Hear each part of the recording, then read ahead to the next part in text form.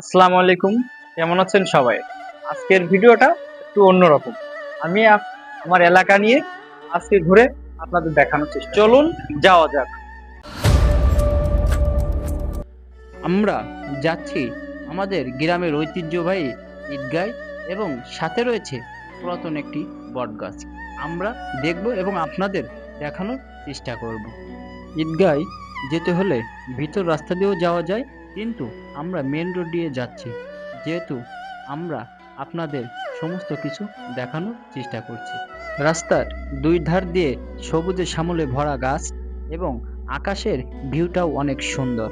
হাঁটতে হাঁটতে আমরা ঈদগার পাশেই চলে আসলাম এবং আমরা ভিতরে যাব এবং আপনাদের দেখানোর চেষ্টা করব। ভিডিওটি শেয়ার দিয়ে আমাদের সাথেই থাকুন।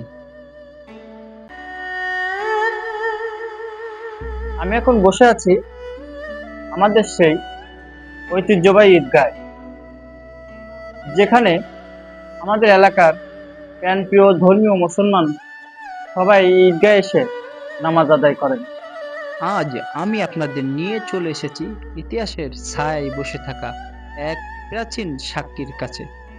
একটি পুরাতন বটগাছ যে চুপচাপ দাঁড়িয়ে আছে শত বছরের গল্পে বুকে নিয়ে। এই বটগাছ শুধু গাছ নয়, এজন্য গ্রামের প্রহরী প্রজন্মের পর প্রজন্ম তার ছায়ায় বিশ্রাম নিয়েছে, গল্প শুনেছি আর রেখে গেছে স্মৃতির ছাপ। তার ঢালপালা যত ছড়িয়েছে ততটাই সে আমাদের জড়িয়ে ধরেছে এক অনন্ত বন্ধনে, প্রকৃতি, ইতিহাস আর ভালোবাসার বন্ধনে। যুগ পেরিয়ে দাঁড়িয়ে থাকা এই বটগাছ আমাদের শেখায় শীতলতা, ধৈর্য আর সহনশীলতা কিভাবে প্রকৃতিকে মহিমান্বিত করে।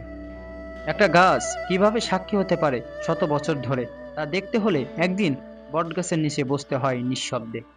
আজকের ভিডিও এই পর্যন্ত। যদি ফেসবুক থেকে দেখে থাকেন ফলো দিবেন, যদি ইউটিউব থেকে দেখে থাকেন সাবস্ক্রাইব করবেন।